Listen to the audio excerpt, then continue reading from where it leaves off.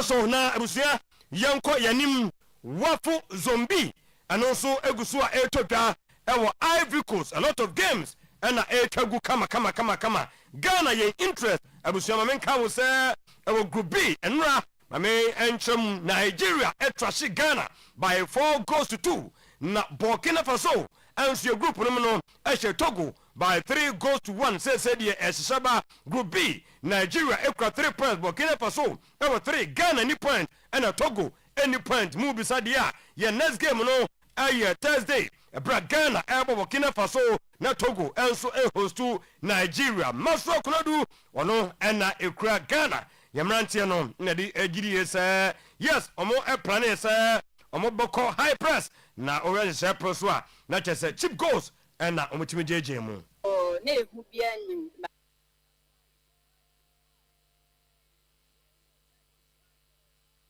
We plan to start with the high press to see how our opponent could handle it. In the process, we gave away some cheap goals that I think would have been avoided. Having said that, we can't take anything away from our colleagues.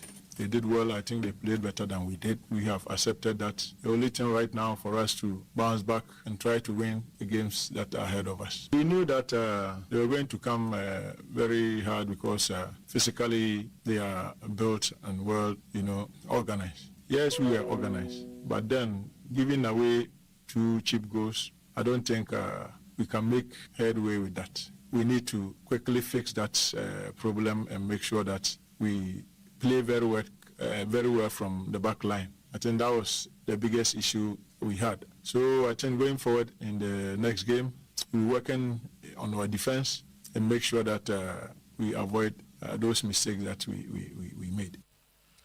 Na maso kwadu jiri yese mistakes a omuye no nura no eka ho na Nigeria punish yen by 4-2 no.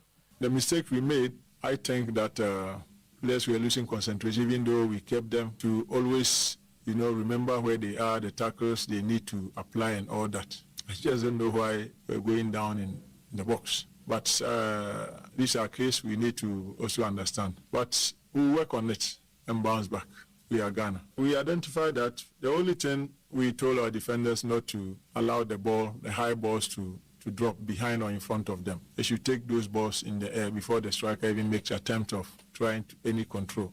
Initially, when you look at the clip again, you could see that our defenders allowed the ball to either bounce in front or behind them.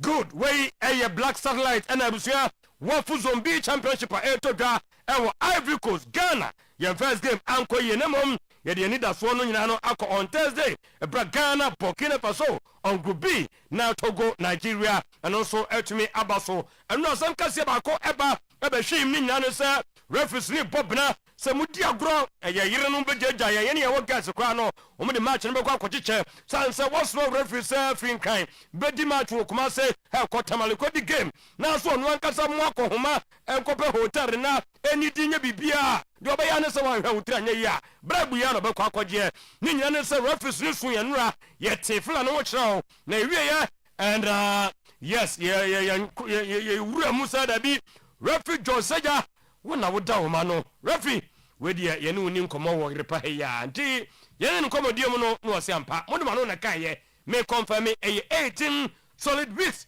na division 1 wom omo so kwa de e bita hopa na Women's League almost 10 weeks and so tile. 2025-2026 Premier League, they are owing 18 with payment for Premier League. Almost 18 with Oba Division 1, 22, Division 1, 22, and Margin 10 on Sana, MTN FA Cup 2025-2026, male and female. That is what we have at the moment. That's for 2025-2026, 2024-2025. MTN FA Cup from round of 64, because we have both final cup. Money and also that. So these are what we have at the moment. Na referee George Saya and fans wa.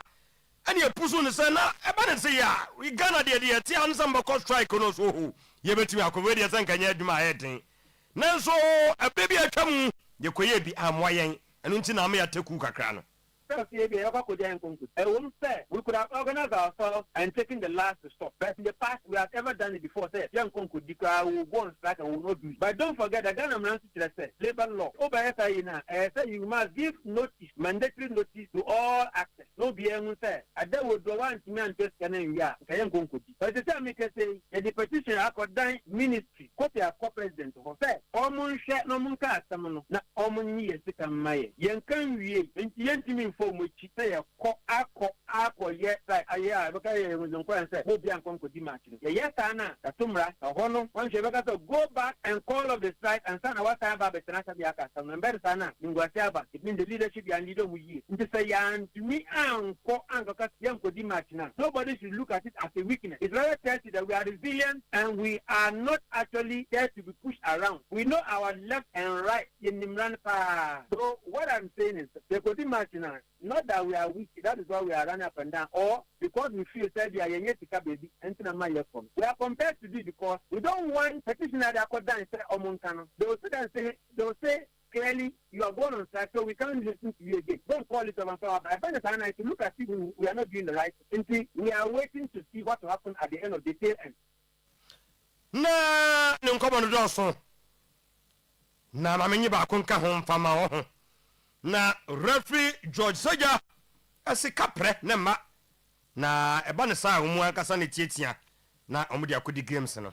Referees no could match. Yes, referee they are captain. They don't give you one person sika. Ufrin can do what? Kumasi besin customer boy. Ufri kumasi besin ko boy. We have a one person in and out in Ugo got the hotel. And they know the expenses of the in wow. This matches and you week back when you point to 34. Waiting in a Kakrania Jap and your premium quan and your division 1. A young man should inquire. And an MTN FA Cup. Look on a chance. I know say MTN omoya winning and omo moment because we are some frontier referee. Only this big institution we could go MTN no match. It's almost they contracted a referee that could match 2024-2025 2 seasons ago. Almost MTN Cup. Enough of referees in 9:30 about so na yati referee George Seja enka na me no ka say the league na ehyehyesa the oji ye your to so mienu miensa ene nan a we dania top 4 no ba na bebo Gaka chairman yebra Jonansa abusiano pe wo blidi bruta wosu wo se ayedi o masanya bete mantiemu a obi hu samebre ni nyina ne se omuko so sponge package a so munya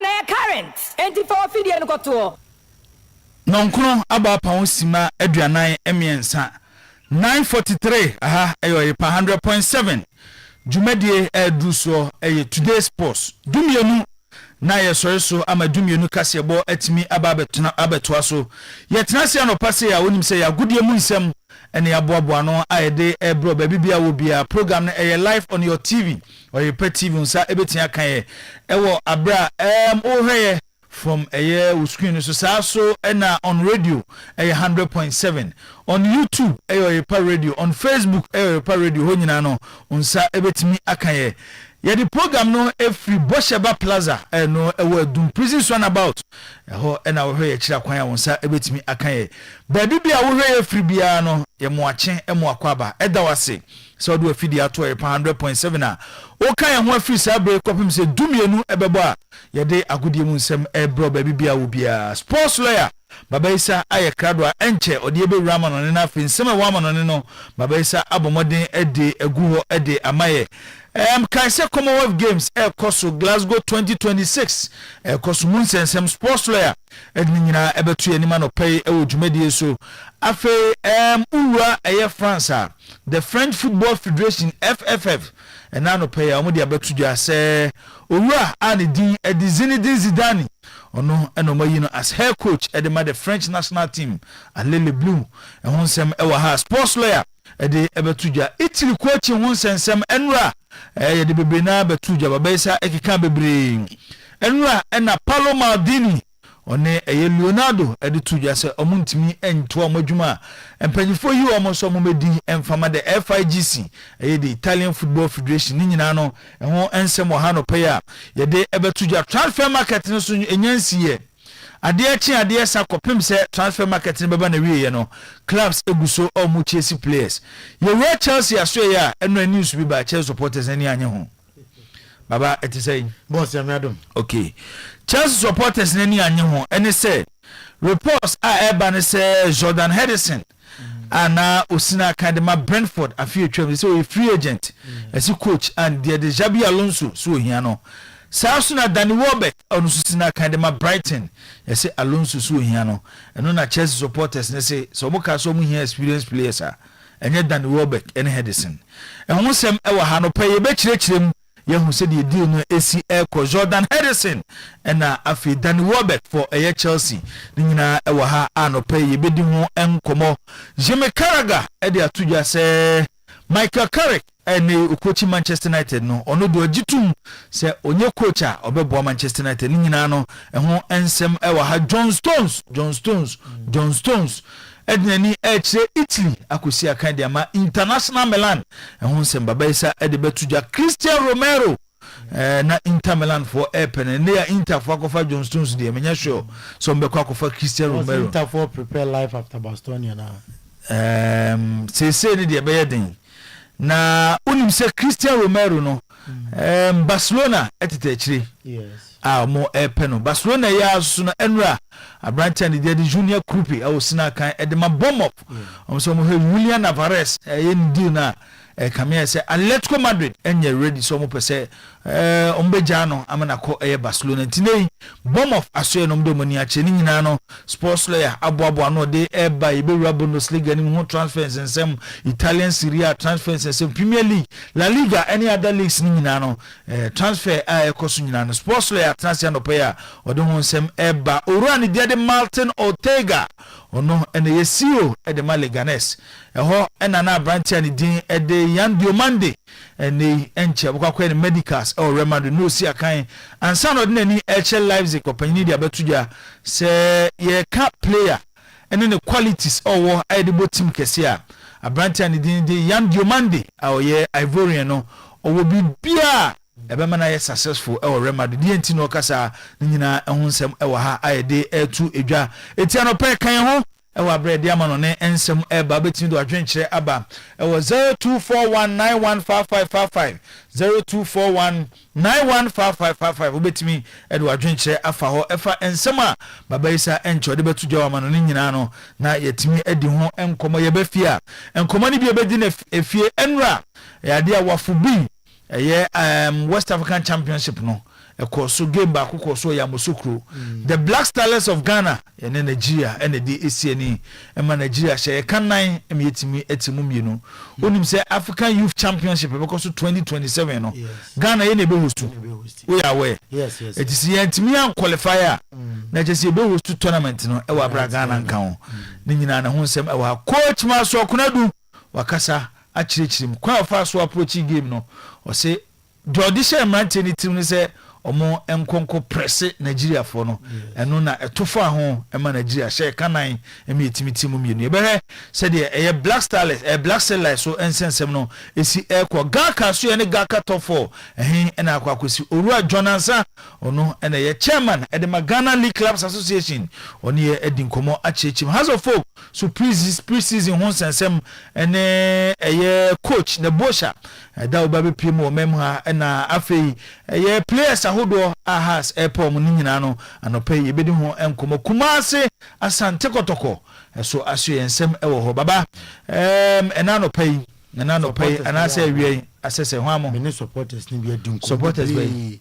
na supporters bay Kotoko supporters ni aden no mura ho am say etiwo be hu say player we na medium afa player we na aduana afa masa na no kra nations boy ni so what Asante team high there obetia bobidi o say obetia bobidi o say it's dogly etiwa se Kotoko na mu na Kotoko so mo peno say you know supporters say obetia say it's dogly there be Kotoko me pa cho what is Kotoko for so mo peno o officially maintain eno ye different from so bisu akoto e be a player wo kan kura no coach wo peno it's dogly yes inali e bia wo peno ebi omo sudo mani ahebe fufuro okay and then foreigners be PM or go to training grounds.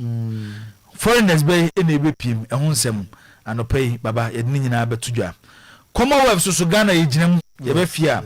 Ye modern boy aye bo ewo eye Commonwealth no yednina honsem ede ebetu edwa anopay ewo eye dwumede so nti ensem bebre ene aboabo no anopay aye de ebremo ewo eye today's sports dwumede so ubetimi do adwenkyere aba se wo asem bisa anase nkomo bi enkomo aye die no obeso do adwenkyere ba ne nyina nakonya eda ho a ubetimi di aba 0241915555 0241915555 ubetimi ede eye onsema wo nyina no se SMS anase WhatsApp no ubetimi ede afa kai se ode ba no twitwa so nkakra nye tententen se de be ya wonu so ubetimi ne de so ubetimi akan baba say ya kwano boss ya koro ho Mr. Chelsea fans no onim say in the Premier League last season then Welbeck she goes and players bia bebre among wodi ni bebre Benjamin Sesko she goes no Hugo Ekitike she goes no Richarlison she goes no Brandon Mbeumo she goes no Jean-Philippe Mateta she goes no o she say o she 13 Premier League goals last 13 Premier League goals Danny Welbeck it's all how many years? Danny Welbeck with the age in your mind. Okay, per mama, why? Welbeck age. Per Danny Welbeck age in the mama, why? Now, me any age, you know. Chelsea for no money problem, almost say. Also, man, I did 2 years or more young penny for 35 years. But a man can so mungo tonko kra. Sana Chelsea for next. If I could crown about Lionel Messi is 39 years. There be Messi, almost the best player. Baba. A World Cup. Messi successful players na be 15 years na ba kwapi. Boss a striker there. It won't memfa Messi in Messi. Memfa Danny Welbeck monkoko. Boss, my man can say player for. You can't strikers are what Jumani goals. Inti say you João Pedro na or shall let's say 20 goals ama Chelsea. Na emuye den na say Danny Welbeck go tama let's say even 10 goals or 13 or 14 goals are about complementing João Pedro there no ama Chelsea etima fight there be an experience here but Chelsea anymore no me feel say experience here abeja forward na say am sure say Zakito eni say Obed asem we ombedi ho enkomo ewo dwumadi nti 9:53 sports lawyer edi kwama no ne na afin seme wa ma no nyina no sports lawyer abomoden edi eguo edi amaye nti lawyer boss yankwama no ne enti anopay Mr. Eugene Adu Poku striker head of sports for Promise Media ete akonya kesenum today sports amara sanso ye konko funkro so anopay ensem no de disefata se uhwe na utie ena yede esumo anopay show ne live was socials no so Oyerepa Radio Oyerepa TV Ghana Oyerepa Radio, Oyerepa TV Ghana on Facebook for messages nina fatuho boss player abekin kenina ama said say any said e fata nanse WhatsApp messages no so or the bar boss player abekin kenina ama anopay 0241915555 0241915555 and afa odia faho abekin kenina ama anopay Messiah afi England catch we have started a high sense Adama and anopay womade masia konkoma yeden kofun close nsem ensumo anopay mekomonsem atro na Paris Saint-Germain fa Ibrahim Mbaye ama Liverpool and Manchester City initially Aston Villa ekohonsem Ibrahim Mbaye we kaina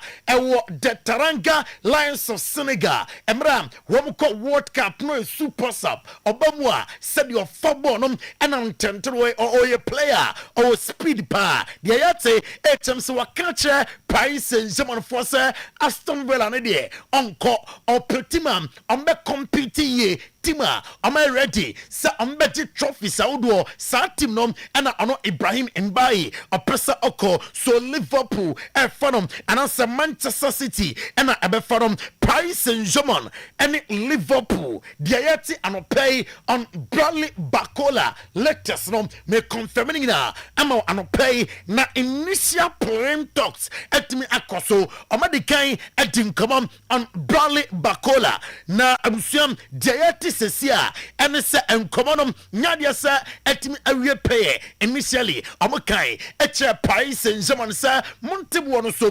170 million euros die e was so do entimonte so yati report to be say almost say muntia 143 million euros na free Bradley Bacola emesia kan emfa ematim na yatini na etu onim enne anopay onim say Victor Munoz amosan no efi Osasuna 34 million pounds and a Liverpool at the FA no na say one more apple bi amana be Mohamed Salah Gali anai omufi say ekwanya Bradley Bacola faso etu ni America ene nyema oyerom oba ababua ama Liverpool etimi akon ade akonanim na 152 matches and onyaye ema Paris Saint-Germain 39 goals 37 assists since so siakan ede ema bobo kono nyema waye ena yede ato anim ene anopay na sources bi ewo Paris Saint-Germain de oka ede acheme anopay and say Luis Enrique no on players omunye committed masa obeja okwan enti wakam ache Paris Saint-Germain empening for say Bradley Bacola enye committed say obese me contract no fee say okotim bi na bebu na harmony team no agree na fe Bradley Bacola enkosia kan emfa emasa team no anom ana Andoni Ariola ewo the rap special no so ewo Anfield waiting come on afa Liverpool team no home so far game kakra what bomb our pre-season preparation what do and come on Andoni Ariola manager at the Emma Liverpool in some year. I think it's the nature of the game, no? Probably the best memories we all have when we were playing is when we were kids and we just love the game and you spend the time with the friends and you can spend 3-4 hours playing football and not overthinking things and when you become professional and there is pressure from sometimes it's difficult to enjoy the game, enjoy football, no? And there are I always say there are few moments in your professional career where you honestly enjoy playing and you are not worried about what's going to happen or just play for the love of the game. And when a player arrives to those moments, it's enjoyable for the. Ano ya Andoni Ariola me ko Tottenham Express aso ye ene anopay diamante sesia ene se Juskunde a osia kan ema FC Barcelona no Tottenham Express ene de ache se that bia amadene beba abeka the lives of just Prince no ho na fe amaboa ama Tottenham Express etimi akon de akomanim en central for buta Roberto Di Zerbi se Roberto Di Zerbi se say Christian Romero Kuti Romero in the future at the same Otna and I say Oko and I say penning form and a woman some on the only power say play beko and I say play better no be himself Christian Romero a good player as well as Mickey Van de Ven and other players omo there and can penina and set the best players in the in 2026-2027 season and Roberto Di Zerbi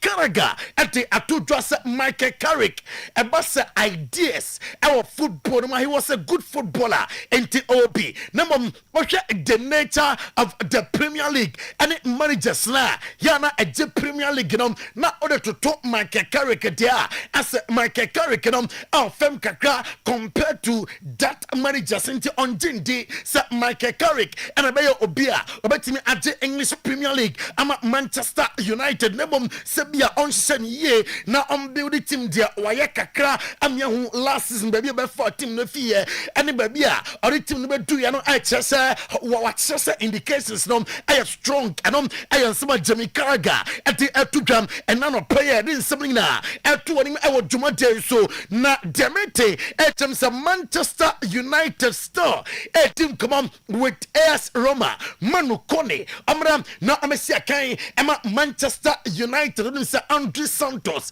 ɔmo fa no efi Chelsea afe oko Aston Villa so ya ɔmo fa Yoli Tillemans efi ho the next Manu Kone ɔmo fa no ede efi AS Roma ɔmo na ameya adwuma emfa ematim no anopay. The story of Crystal Palace interesting. Ɔmo club ɔmo English Premier League ɔmo club ɔmo target trophies bebre na ɔmo the football business no ɔmo ye onim say Crystal Palace ɔmo bayam one of Europe's best clubs. I'm identify talent. I'm identify talent. I'm nim yapapam. I'm say ebereti eze. I'm fan 18 million euros at the age of 22, and I'm toye at the Arsenal 70 million euros. After Maxence Lacroix, I'm sign 18 million euros, and I'm tono my Chelsea 62 million euros. Aaron Wan Bissaka. I'm say a graduate if I'm academy and I'm autonomous, I'm at Manchester United 55 million euros. Michael Olise, I'm sign 9 million euros at the age of 19, and I'm at Bayern Munich for 53 million pounds. Now total investment about 2 years, a year 45 million euros. Sika, I'm with their top players, a year 45 million euros, and a total return, a year 240 million euros. And a Crystal Palace football business, Crystal Palace, and you're doing a play Marco Correa, say, or a player, and Real Madrid, or send a Seneca Sida, Sansidabi or the matches in penning for, I see a fit Brighton by Ukraine, no more dino, a Chelsea supporters, yeah. Emra, emwa dinamon for kure huruno. Still, not just supporters no. Ewo jeje wono mo ntisene. Oni team no mo biema. One obeda Chelsea owners, obeda penning for technical team, and after supporters na say. Namo now a new journey begin. Ewo Real Madrid officer niema. Ekoso ewo team no. He have to work hard. And ayasema Marco Correa at the atujam and na anopay. Nano na buy say Nick Votamade. Kan Emma Newcastle United Nick Votamade Tim Saudo Etnatia Wama Eperetemetem Etem Sabuanom Nick Votamade and Penenfosa Dabi Otsna Newcastle United Yantongu Emma Unkobabia Na Elliot Anderson Akaka Kodu our preseason and not on Antoine Samanomum Nanyasam Kitaka and not Bernie Kokodu ye Elliot Anderson Antoine Samanom na Amucheni with Manchester City and Enzo Maresca a video to Oyerepa TV no snafe. Why enjoy Elliot Anderson and the other players na Troy Deeney one name in the top 10 Premier League strikers ever. Na Tietenien I say I have Thierry Henry and LED when Rooney Tosu Miedo Alan Shearer Etoso Miansam Andiko Etoso Enai Hurricane Tosu Enum Sergio Kunaguero Etoso Ensia Luis Suarez Tosu Nso Robbie Fowler Tosu Enoche and Jermaine Defoe Etoso Enkro na I say Alin Haaland enya new pedigree na odinebeka ho ene yansema Troy Deeney ade atudam ene anopay na Champi Alonso confirm set ne boys no are ready for Ayonkofa Kansia homene Western Sydney Wanderers ebebom na ocheche mu say quality no onani age ho e wo camp Champi Alonso ocheche mu how Ora Western Sydney Wanderers game no. We are in the process. We have great quality, great talent, and we need to know what it takes to compete in the Premier League. And we want to have a squad with the right balance between quality and mentality. Those things they need to match in terms of maturity stage. It's coming for each player, the hunger, the desire, the commitment. But I think that we are starting a new season with good. Enti ano aye ensema odewonim ekoprenasya ya odi atuja na experience hu hia eno na Shandike edi atuja se officer experience and they boy is linked to Chelsea Dan Welbeck na no and I say oh manager Emma Chelsea Champi Alonso I a fan of Dan Welbeck I say on it near Jane sense experience here in football. Looking at the last years of their model, maybe, and I've got to throw a maybe on this because I don't know the inside they can, but always make sure that's quantified. But their model from the outside look like buying constantly young players not so much depth in their Premier League knowledge in some of them players. So whether or not he's gone right, okay, or they've gone sorry, or the manager particularly, and it's Xhaka he was linked with as well heavily, and that didn't quite go through. If you then add in Danny Welbeck, let's just suggest that thinking, he might just want some players who've been there, seen it, done it. Great pros, rub off on everyone else, bring them along. You know what I mean? That old school sort of thinking where you get a good bunch of pros who can rub off on all the young guns and bring a culture and an environment to it by their standards. Yeah. That's what I can imagine. I mean, Danny Welbeck, never a bad word said about him. He's done a great job at Brighton over the years. Another one was questioned heavily in the early days at Brighton, but come through it, showed his game. You know, he's gained knowledge, his professional knowledge. It seems to me, I don't know him that well at all, but it seems to me from the outside proper. Sir, Danny Welbeck, Okanasemi, 26 November 1990.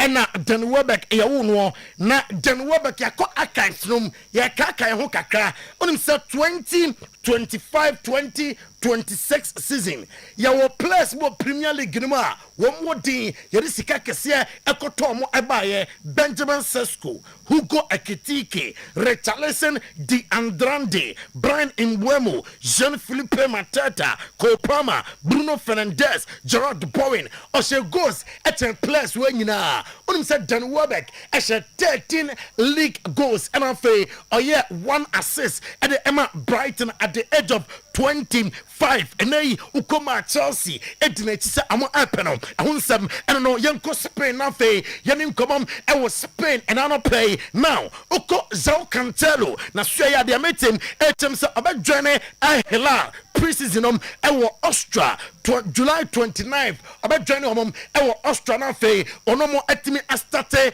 the preseason emra woman FC Barcelona etim komom se ombenya agreement na afa João Cancelo about permanent player ama FC Barcelona bobo korum and what Hans Flick and they are to just consider Gerard Martin say a world class center back and demand from Ekase Christian Romero about TSM Alexandro Bastoni a host of other center backs name on not describe Gerard Martin is a modern day football and in the philosophy a world class center back so in a center back only issues be the center back position and a Hans Flick Trent Alexander Arnold Enra Madrid training grounds massa goes to be a Trent Alexander Arnold Eshanum and some good news for Madrid and it's a Dumfries Enra or your training and my team na Ricardo Kaka and a dare to just Madrid at 120 million euros for Yan Demonde na Dobeka and it's a Madrid now fay and number 2 players I can see and your fay and Madrid agility our transfer window yanim dada Luis Figo nom emrebiom so yan kobabia adebetino obonsa boy no ekosi akan ama Madrid Cristiano Ronaldo no mafarom afi Manchester United team Madrid is known for adea etojam afi expectations also ama Jose Mourinho say Mourinho team na build the likes of Toni Kroos, Luka Modric nom Gareth Bale nom Cristiano Ronaldo, Karim Benzema about Madrid Champions League miansa under the auspices of Zinedine Zidane at what was no team no be and na build this siano or say Saocha Yan Demonde na statifi the right na left acquire Vinicius Junior Finfi acquire Kylian Mbappe Bernardo Silva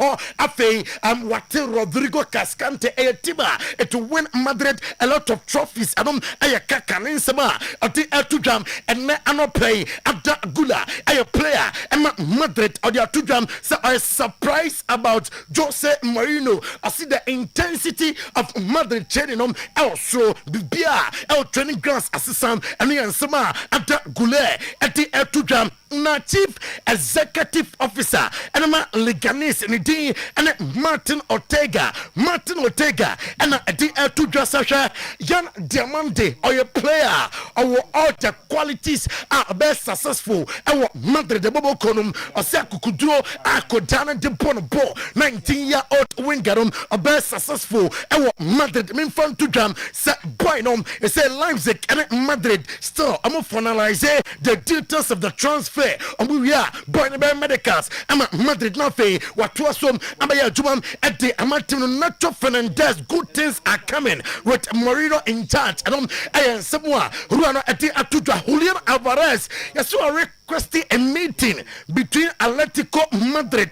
Sir, I was here now for minimum team come on. Na abusuam onim say team no I was saying August 10th o team start pre-season and so say this one no siansa and some po and now what team start training with a team na league can in onim say oko South Korea you age bia udua I was say survey I military num na amama na pardon almost because of the football into military pardon amade amanom na say or say the paperwork abemanum no Bibia na fe wa joining Atletico Madrid na fe onomom started the pre-season Paulo Maldini and Leonardo Enra me catch us met me I resign so Madu Italy jam confirm I'm on say amatimi I resign at the FIG I'm processes woman te Emma wom Diawara or a player Emma Troy Jamete some Milan and Troy doing come on so I'm bet my finalize bibia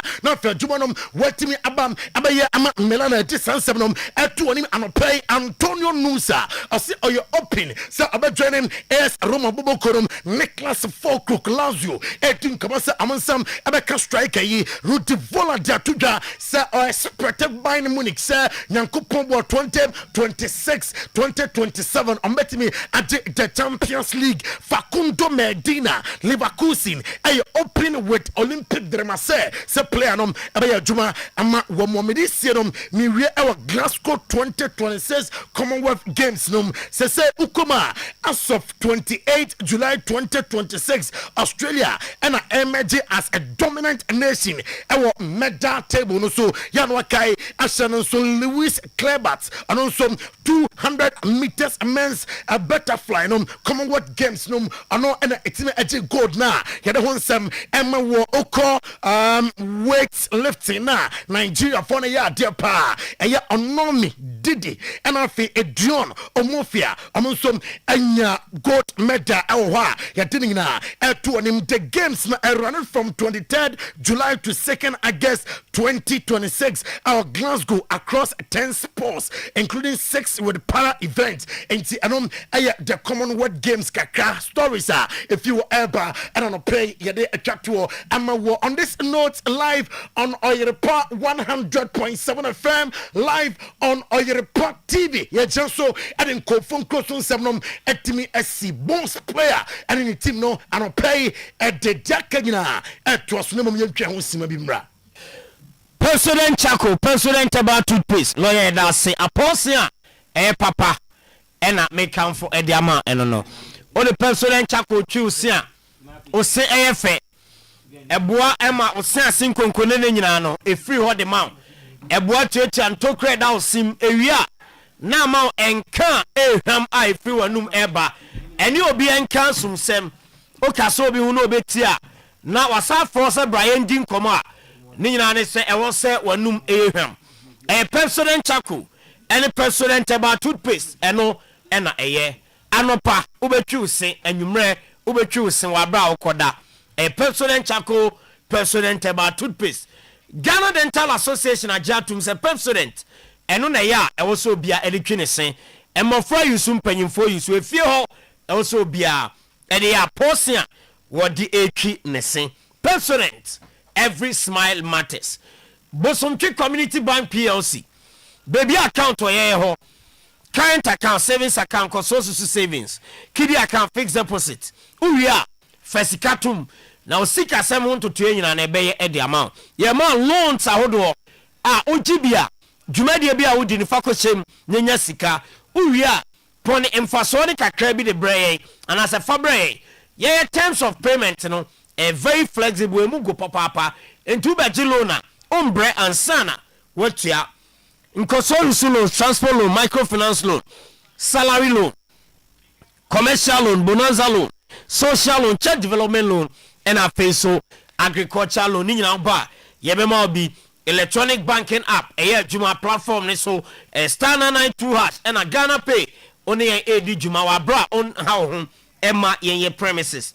foreign money transfers, local transfers, ni nyina ye at the amount busuani bi wa manone or send you scan wa kwaje e de atwa wanu mu a bra bosomtwe community bank plc mane fanfa ho ye benya sika no e de amount kuntina se na head office no wo atonso agojache ko fu trader hene makokobe adwuna se bu akwa atonso bokru aputo ja magazine ene abinchi market ubenya yen e wo ho frɛ 03220 076 03220 98076 0508 6427 05. Amen Scientific Hospital and the best alternative medical hospital in Africa. Amen. Yes, say. Yeah, the science about the munya sapeni si anu ewa ebibidroye mu. Enunti ya de bia ode ba ye ho no. On sign fanko. Na de ye ho de pa no e stroke awo ho nsem ene ya de atena so ache frɛ ya de kwankra no na de ba ye betu ase e de ama na wanya wayaresa. Uni mo boy stroke busuani bi na ha na se wankasa a wutemi a ohweme na no pay and a stroke ya de edunya bra Amen Scientific Hospital na ye moa into stroke na se emfa ema Amen ye do sha fidiem ya de bia edun nipadua ni di asie no ya de no ebe yi apia fidie no be yi ade krona pie ye onu makomako aduonu nan fd aja tum ye de bi kan wa obenya yaresa kuma se atwema tachiman kwada so fon ase kwan so ye ho enche boga wa bibia ni akra takrade tamale atebubu nkoko sunyani ho se hwede biso ene hohoi e also ba Ghana man mu ha ye na yetu yade na se ede ama frɛ 0277 00 1234 0277 00 1234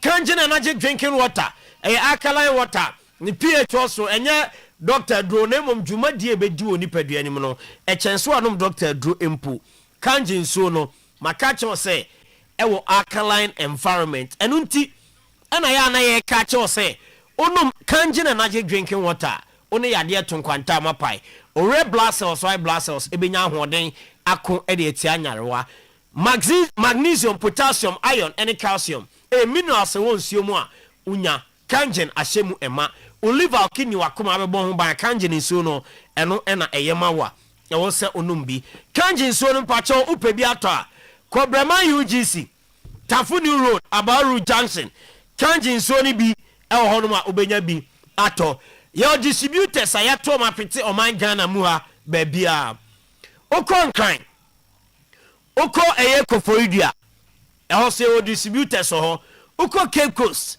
ena asankragwa e ho so ye wo eye so distributors e ho enkran koforidua Cape Coast asankragwa e ho nyina kwa kanjin so na abuso e ho a obenya bi ato e ho 0241449191 0241449191 grow fine mojadro no eno ena eboa na grow fine adro ne di dwumadie pi tienie pa wayare ohoto ahoto no pese content man grow fine mojadro no o sori anopa o ti se nipadua na yemre no grow fine mojadro no nipadua no benya ahoden onsa no na etititi o nante a enkoye o mansa so enkoye ne nyane se unti no emu asisi onum grow fine adro na esane ntini mu na moja edi afusane eyie ewo mu afi aha ne hia me pa no yenua no maba wa ne mayo ano munti na mema ye owiase o na de bia se mu o hawo a ebe ma problem se yeso abaye so ni nyina ne se so froba no se ma bleed be 2 months abema ebe hawo wa ka se okra ontimi nko ho what I say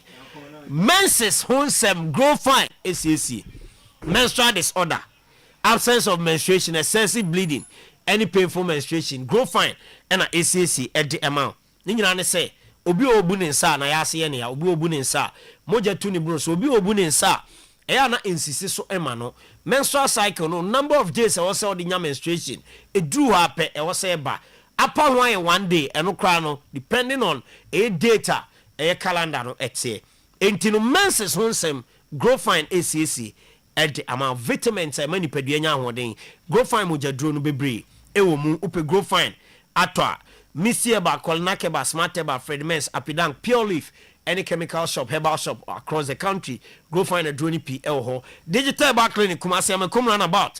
A hona grow find a drone P. Ewa, Ubenya be a Tony Dosupu, now they are coffee. 0244 596 532. Grow fine makes you grow fine. Boss, digital satellite. friendly matches pre-season matches ahyase wo fie onya bi hwe opese onya bi ha ko bash na ko gine decoder no ebi bash say oba normal decoder say e be season as match bia e wo Europe top 5 leagues no obenya bi ahwe e wo bash ni decoder no eso say EPL say La Liga say Bundesliga say French League and Championnat and face Italian Serie A ni nyina ebi also okọ other European countries say Belgium they say Denmark they say Norway ho nyina league no China league no South Korea league Ghana Premier League ni nyina oba decoder no eso de obeya ne so obeba no ho obeto decoder na no adu achi akwa installation amount owi ano recharge e de account ho packages no very very affordable de bia me ka say uye individual na to de akofia 33% na ye dey ma wo decoder auto no recharge wo bash digital satellite Abripo junction shape mu ho na bash digital satellite wo mu ewa o modi o mujuma 0556 287757 0556 287757 any bash enkasa Translight Solar eya jumaku a omobua no ma be install solar panels e o fie said be ya yedum kanea ana se wankasa electricity bills eba untimi ntua obeto sa o ha na gu na nsen de uye mistake a kanea fon na ko na nsen ya de bill brewa odwene ho a wonte ase fie ho ebia wo no waso kanea wode hu enam ho waso kanea wode to pan no waso kanea wode to nkrofo ne ma wo laundry enso ebi kra fie wa otene dampo mienu pe ena wo yusu light boa yedene ena light no so entai nyina so enu ntina ewo so nya solar e wo fie o se de be ya kanea ni dumu a problem bia ema solar panel solar inverters lithium batteries complete solar power systems residential solar solutions and a commercial solar solutions nesa uji solar na kofie anasa oje e de akwa adwuma wo ye na ya install o se de be ya obetumi de aye adwuma ni nyina no Translight Solar ye bi e de amount na installation no ye residential solar system installation and a commercial solar system installation ufie anaso adwuma ye construction services kan and a solar power consultation and system design oba ye betcho kwan abetuma ye solar no se de be ya obenya eho emfaso Translight Solar yo eye 5 kilowatts starter 34,000 any over 5 kilowatts equal 42,000 for papa when we install a febo na uyusu solar power works no so ye bi e wo yen yaso ye frɛ 0504249229 and a 0206542454 any Translight Solar nd enkomo and also be frɛ e wo 0242 438746 any Translight Solar enkasa ebieba clinic any sorry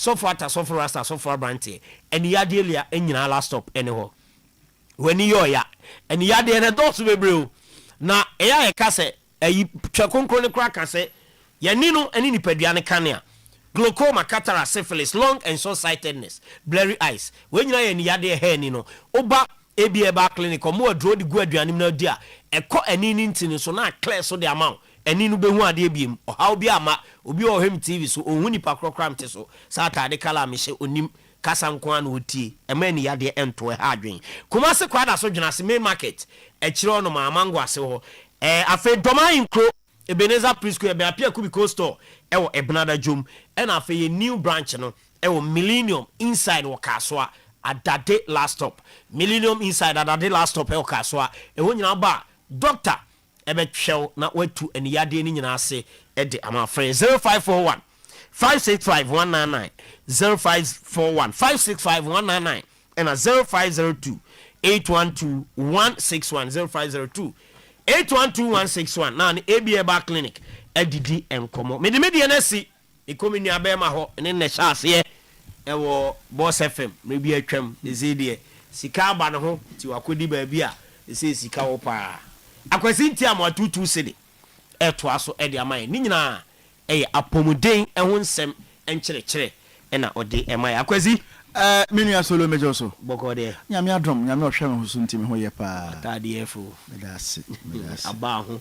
Wa wasa. Na de okwa yito wa. Meso wa wasam wa. Wo de kosoa na keka nsema ma konfo nkwa yiri mekurum. Wo be ya na konfo bia yiri mekuru abra nate ni mboto mesrew. Akwezi yankoi. Solo mame na wase.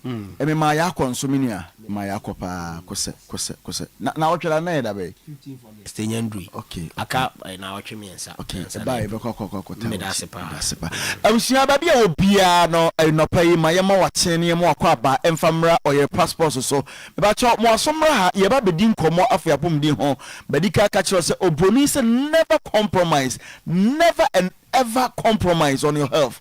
Wapom di mu nsem wo de to chacha wa kasa obeye ho pa. Nanso asedanka nyame se ye wonyame bia wote ase a wo sankrofo yade.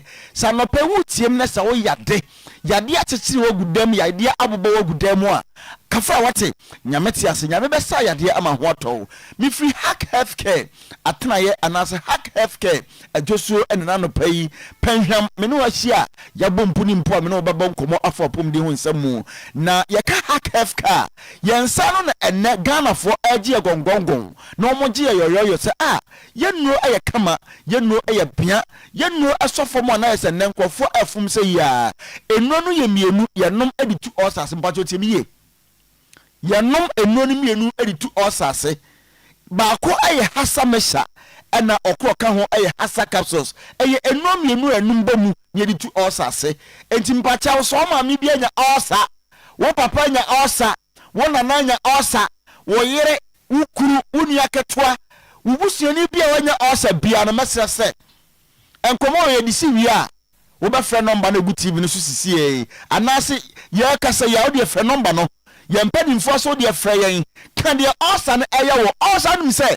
ekum nipa enipa bebre nim se osa kum nipa osa ekum nipa na opa ya de fo pa ba ko ɛwɔ wiase a etete ene Ghana fo a ɛyɛ osa ne sasunti ana nei Food and Drugs Authority ajetum say yenno yemfama Ghana ni bia wonya osa ene ayemkuro sa ayemkuro power so wakwa enko osa wo de anane asonfie wo se asofo mo mpaye maw asofo mo mpaye maw wo de ichira konfo so eye osa na eye osa yarefo pa eba oni padie ni mu a ema wo ye tantantan ema ye hoya ema ye fita asantini se wo ye suro ha kosawate empanyisi achia emui edesina kasa bebu nyina mene obaba bedi nkoma afa osa ho na manusi wi a ubo se sa osa yarefo na nim se osa na etimi ye na esie yes osa timi sie ni padua abara wonim se wanya osa me ba so number na 0240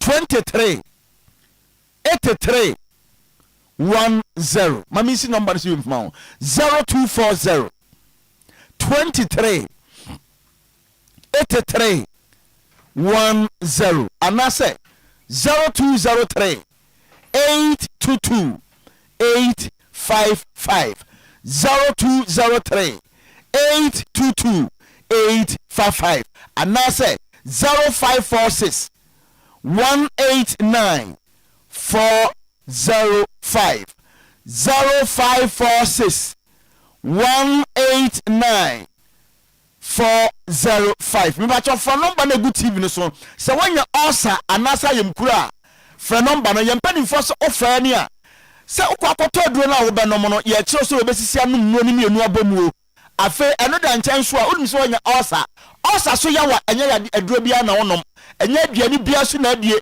enye fruit bia so na adie na aduro kan ya di to ase efi osa honko ano eye hasa mesha and hasa capsules and hasa capsules yes eye dukan me se aduro ya wo hwe ni TV ni so no me ba cho so wo hwe Oyerepa TV enano pa ya enu ani mienu a medi ho adanse a kire wa na sa meka ho asem no ana twere ho no baako ye tenten ana baako eye tietia tenten no na emesa no ana ensuo no ana tietia no eye obontia no ana hasa capsules no ana etopa ya asem na meka no tia yakasa osa aye bacteria friend say H pylori na sa H pylori no ubetimi afabia fi adwaye ubetimi afabia fi se toilet so ana janambia so Say idea we dey afebo wono wo twa nipa bia. Na unim na se unim na se binya ye se kadon na ton so ntia ni mu se ya wo beje ho gena ebebo bo papa osa betete papa na wankasa no wa befa ne se pa ne saso nti no da sani bia wutim na no pai anasa body bia wutim na no pai no me kamfo hasa mesha ena hasa kapso sama wo kono no bisisi e nonom pa wononom no na oho etontentem so pa na no wa ho no se san no mi onom so a oho tontentem papa enti odofo ada na atra no ma osa tete wo tra no ma ayemkro ana osa na adi dem ku atwatwene sa adura wonom anano pai e hasa mesha ena hasa capsules ko pharmacy shop drugstore bia na over the counter bia mu okwa mbacho ubenya bia to osa ne yobo hudu bebre bia di kran eye diodona osa na ya na etaya wonsunu ni manase wafuni mu enti abra bia unya pains unya yaw aduane bia beto ya fu bia mu no giso okwaja na bia so giso okotwa ato ade efa se diodona osa because e kuro no na aba wo yam ho enti aduane bia betom bia ensuo bia betom bia no esa wo yefunu eya wo ya ade efa se diodona osa no afei dia to so biem eye peptic ulcer ne dia de bia meka and I'm repeating it again this morning. Say peptic ulcer no, according to World Health Organization, almost say any panko peptic ulcer worldwide in Koreasi nyina eku omonko no over base 200,000. Any pabes and pima henu adai and I will tell my mother for one so ulcer edwa consider sa abranya nkopo say one china yes obedie was so nya nimye na ulcer twati a wafi wiase. Ulcer kum nipa makachira na nem so meseka na enkofo pa o na o ba nan no kwa yare sabia na me nia akwa enkofo a ene ulcer pa eduoma gudam a ana eduoma gu hospital bed so a wo yam ebeshow eduo no ye ba ko pe entra honom ema no nyansa eye hasa mesa ena hasa capsules afei sa peptic ulcer eyewa de bia boso kokon se show o potassium show pa ensuo na abanom kwa na kokon se show afei de tosu biem a eye ulcer ne type ni biemu eye esophageal ulcer eno de wono mo tanya no se de wonya bia meka ho asem obontirinko unya esophageal ulcer no a umni ma se de bia na eye tan na ahoro na wo tintesuo na ati ahoro na tintesuo mpato facha me udidi facha me nso ya de nti odofo ulcer ayarfo afei the final one amedi ewie eye gastric ulcer ne tie ha ene de eyewa de bia no na okesu bebre o belche mo boni se o belche okesu sa unim se nipa so nipa bia no okesu bebre a unya ahoto etimi pa cho ne o tie mo Oyerepa 100.7 FM so ene de o he mo Oyerepa TV so no eduro bi ho metu osase aye kan eye hasa mesha and hasa capsules afem pa cho tie oboni se unya osa your signs and symptoms enyama bon kai se when ulcer when you pay animu de di kan unya ulcer unya heart palpitation wakoma no e bon tempa unya ulcer mpacho mo asomra hamame mese yade we ene nyankopɔ adawroma ya din sunkunim na ya din sunkunim a edukan no aye hasa mesa and hasa capsules afetia se unya ulcer uya anemic umoja we papa de biabo se na umoja ewe e bosa na unya hoto unya hodin de bia bosa na wa hoya mo ye fita yes oya anemic afetie se unya ulcer unya severe headache de bia na tie oya utitimi bog gan te se de onya migraine no eye ulcer and eye ulcer unya ulcer wonum to aduane bia besi onim bia kakra bi na bedi kura no amen unya ulcer se ya wo chika se timi ya oya unya ulcer untimi na wona ya basa de bia na sintentren unya ulcer mpacho tie ofe pa wota afa mo unya ulcer atitentesuo unya ulcer won satimi titriti unya ulcer won naitimi titriti odofo ene mabasa mi begu ulcer animase nanso asedanka nyame se eduro no aba obi ankoto bi ni enom na ononom a wo memene no na eboawo unya ulcer se ya ade we na ya otahu pa udidi a digestion ye very poor very poor pa eti wodro eye hasa mesa and hasa capsules numnim ye no bom ya mpani force ye number de guti mi so no wo de fra yen So what's your radio no audio for number this is here 0240 23 83 10 0240 23 83 10 and I say 0203 822 855 offer number na yebeboa pa niama audidi ho akwankyere yempani forces akoto duro na wo de face sie wo fire so na wo je adidi ho akwankyere no ne ya boa se obesisi adidi because wo ne osa enya aduane bia na atimidie enya fruit bia na atimidie me ba cho ye noi wo kumase a oba PFA pharmacy awotafuni road oba hanma obenya ye noi bi atuaton ana benya bi akwato anom afei oba Ashtown oba emuom ana oba keoso a baabi a meche so nya akwa obenya bi ato okọ Costa Pharmacy a pampa so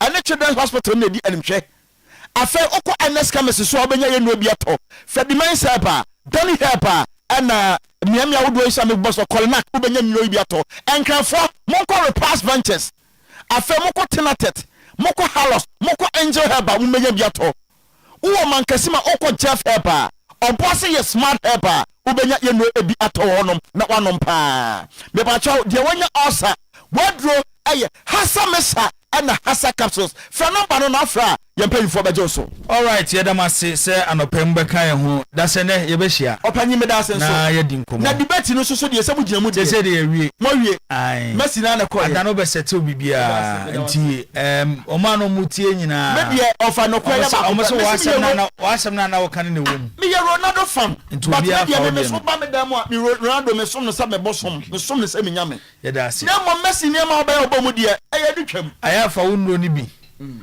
mane na Messi nya no Argentina mate oba obenya nso na wonya bi na omfanya ade kakrama ho so ati okay ye da se all right today's sports to aso Benjamin atena sententem emre ne ko danger ya mmoso ntentem na fe emre ne ko 10:37 etino bon yenko bon fa me ko so ho ye de oh boss me ho ye okay me ho ye papa this are directing me what have you zakra we almost say anope mi say baba isa ka say wo ye akrameku small boy danger ogro no ho a onyo when the size and the judgina obey mistake no oye na masa we dey nya sak bi ja flow no na ja akra keteketu we awo e dey say na baba ka kana brother ndi onim na me ka me tia no o se do si gina ho no aserewa o mutam kase a etu hwe ono baby akesofo ogro no ho na oposo ho na visa ogro nti men hene size emfanje je no they say na no kwade onya ono ya nyina be robu show dey say hey flow eniye flow yanko danger boss headline number 1 military storm to be mine okay tell boss enu ade na we house prayer enu ankwa hu so betimasa emna betima twum show nyina ye be twum show papa would have military no no me no call me ka wotu no eno de na into at na pop my e ho ye ship papa boni na request ya na couple obeba ochina there may be so na request is a military for me factory ni man boss not that as I know me not that as I know but me no mo chum take note ukoba yes masa won play has player was say hey won ha I feel the league ni there na no kotoko tinkler they say boni ni ba military for no bed still on bo oh so about na omo amano update as to the omo we say no for instance kotoko players no on koye body mass index o cholesterol height weight ni sa no man na omo check ni nyina na omo take note na me ni tuam na me say tinkler omo take no koma no na also the man mention no enter into the data as you see no no be use and they are taking all the final decision so say yes Friday be ko and I be ko aha nti say na we mu so mo ye no ti we boni ni ba no ma feed information the man say player we okọ 100 meters by no the heartbeat e say player we okọ 100 meters no the heartbeat e say when you wait you say when we say na ono so we feed into the data no now if we take decisions who say your training no crowd you say manage player be adie so you say manage player be adie nti eno nti no yeah no be ba be ka ho na say eno so yenko number 2 nti the media always talk and rubbish Gaka chairman Mr. John Ansa o sin sebo a mutna mumfidie so ekekafa Gaka ho na ninye ho na ama wo bre so benya sponsorship nti ye ba ya wo voice no ho no na ye de no so abeka na boss me ba Champions League no wo ja wonya sen Champions League CAF Champions League it says so much to scan mu media must set aside 1.5 million to capture the CAF Champions League nti omani abre papa say omani $1.5 million na go into this season Champions League na qualify no okay na minim areas no say bia ye for the competition alone say bia be recruitment and other things there and they say a budget for my campaign no budget it's be recruitment 1 million e be call other expenses to flight money nyina na enya for one area say e no question some the 1.5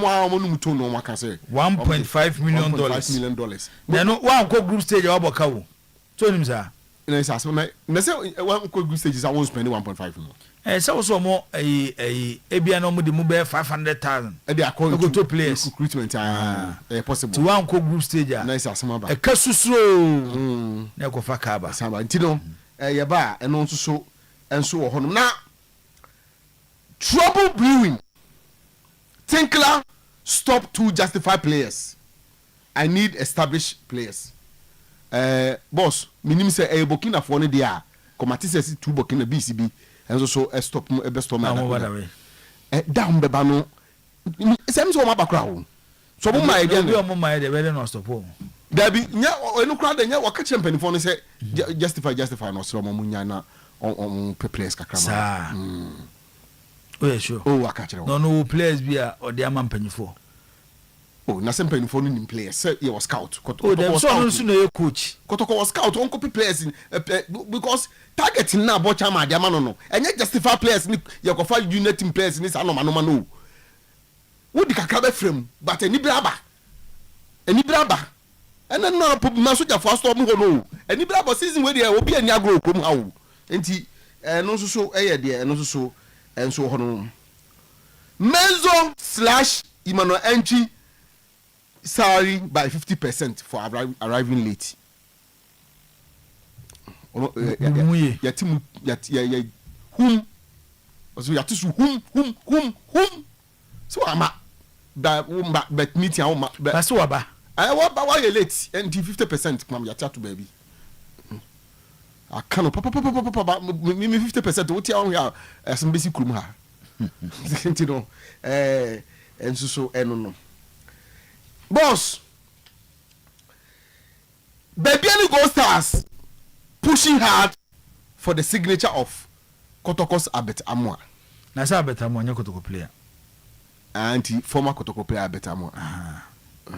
Onya Kotoko player. Information e pekene say go stars for any abre say open back den. All right. Where we are now. Anti 2 Nations players to storm Adekojachi today. Nations FC players me no. Now I know why. Me try ask me nyɛ no but mate say 2 players from Nations FC best storm. Ba oba me ko yɛ kakra na mate. One pedi na ma sa story metwam. Oh boss me nyɛ sa. Na so say omo yɛ Nations players in the omo Nations players. Burkina for. We Burkina for the one who mudi am tell say nyɛ nom net ya. Ba Nations ayi hey abrankese nyame ni. Miami krom hey. Miami Kuma Brankesi nyame ni heya ya. Me nya ho nam tie. Dr. Chesu office wo a stadium heya. Ntimi ko Dr. Cheho. Na say wo si Nations players mi no. Nyenu on be storm Adekoja. Kwa Adekoja chi na woni omo din dia. Danger. Na say na one danger. Omo nya Nations players ana. David pese me che ni say. Wo de some Nations players. Say eye Burkina fo bi.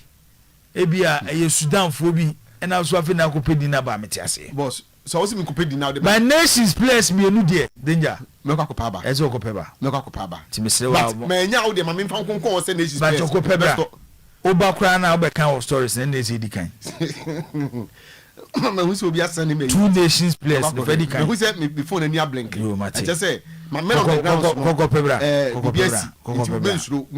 me wo men into me suro na say ayi kakra bai ba ko frame so why credit amano danger no for last one also it is my wish to see the leadership of the FA change, not necessarily George Free, former GFA vice president and no nunya kuma kudi nkomo and I say eye ne pe ene ne pai boni say yem pamoket in free ho no be for metina ho o se ket na onko fa the manifesto na on kenkan mu no hwe say de okaso be no timi aya na so paul fa mu akom ni hwe Ghana football sesa to the pai bo sisi nyina ne say se enyo no George Free mpo no be GFA president a wo do obi bia meye obo wunua fedachi din say achi say obeti my GFA president amna ye any other person bia meye open okay yati ya bai behim nti no so ho no mo a ya ba na dia ba be ka ho na te say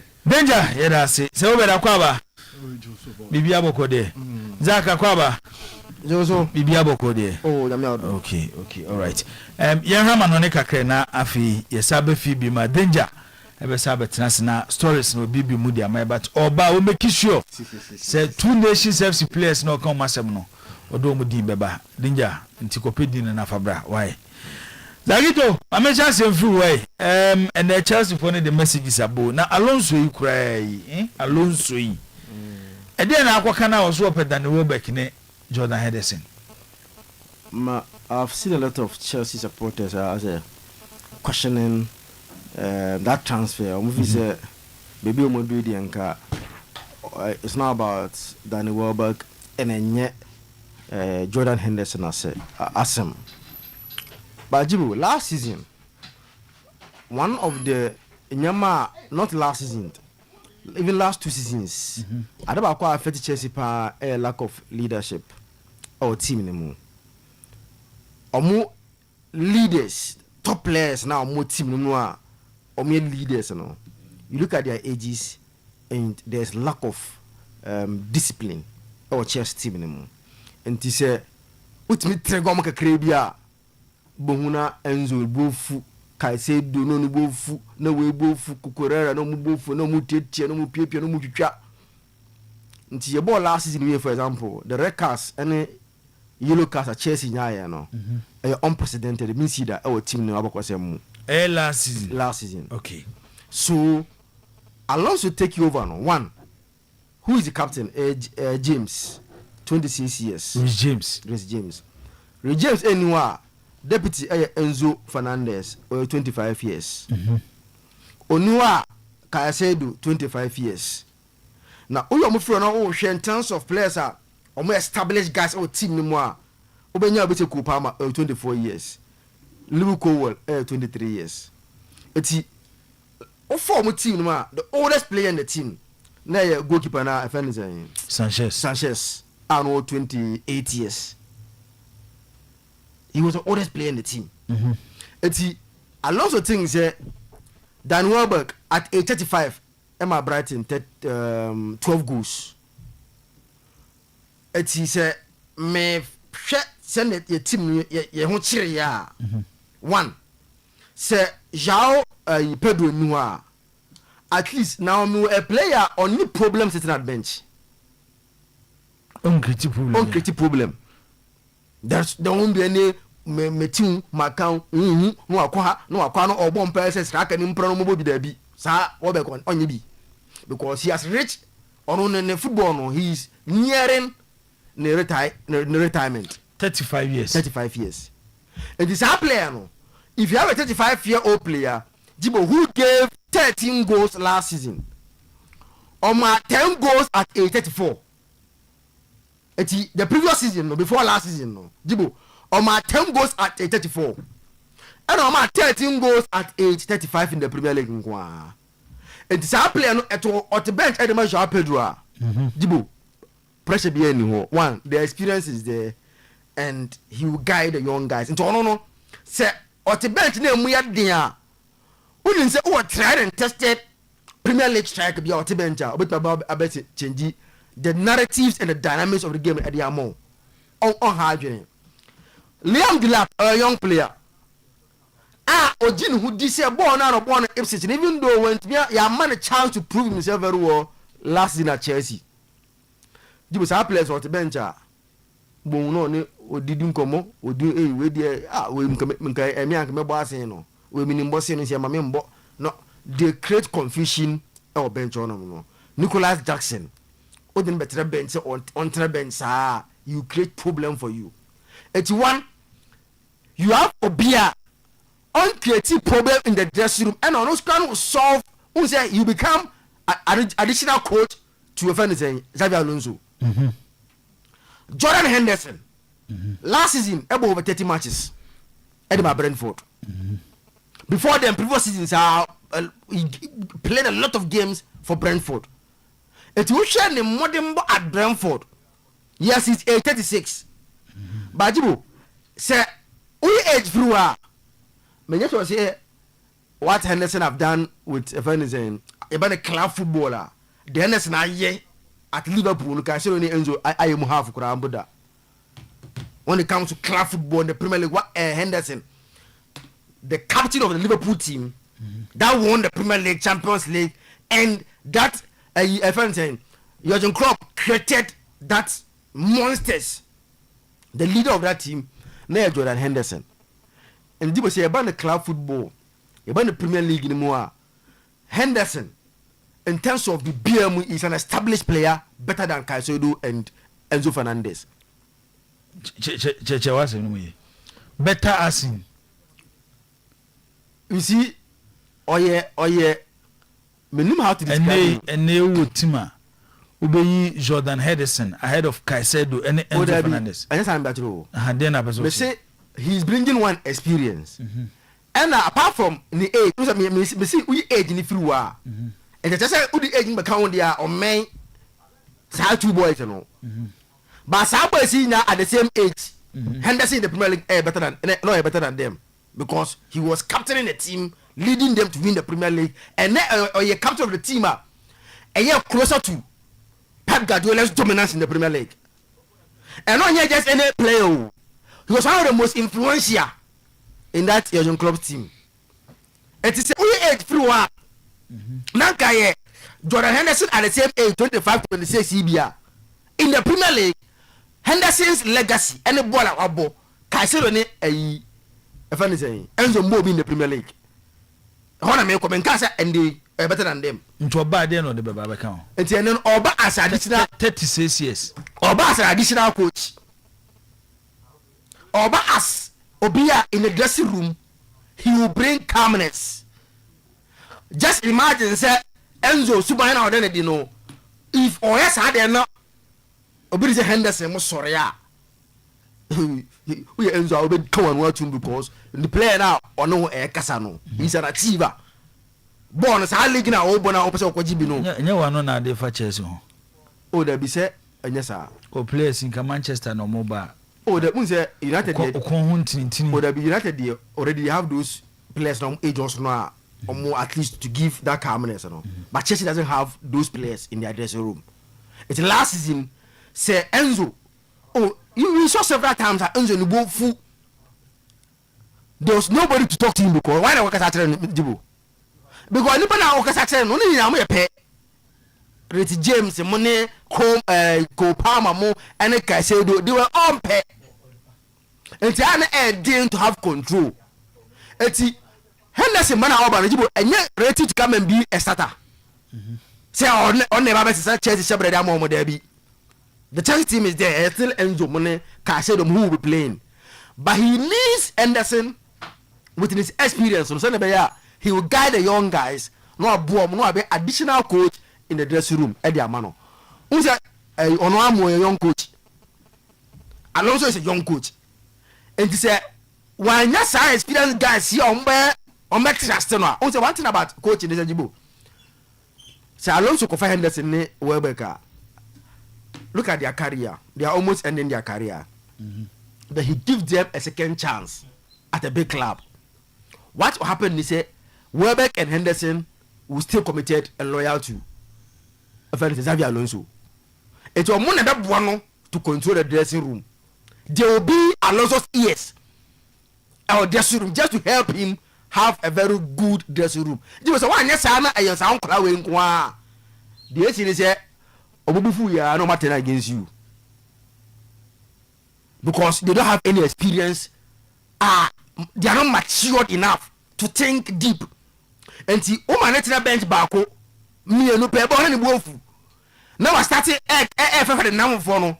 Na ebotia na pamo for the room one no.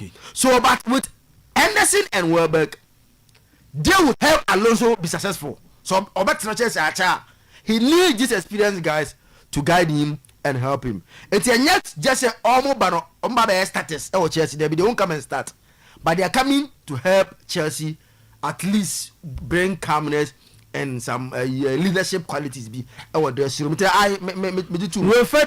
Ru Ferdinand. I say or they are chopper than Welbeck say man coach Chelsea. They move Omra Manchester United. Who is United's second striker? Zegzi, who hasn't who have struggled, not because Onimbo no. I mean, I said Zegzi, one of the technically gifted players now being here, and then the football one of them. But I mean, why any empire at Manchester United, whether because of the league, because the ball no, he needs also La Liga B, Bundesliga, very Serie A, and you get the league. You use your ball technique no. But I say the runners no endorse in the Premier League. He's struggling with. Obeji Dan Welbeck for Manchester. Oh, so if Dan Welbeck as second striker to defend Sesko, perfect. Okay. Who says I play Zibra to bench a problem no. Oh, because I'm the cause to confusion. But who says Zexi to bench a problem because he's a young guy, 26 or 25 years. Faba, who can a problem? It's there.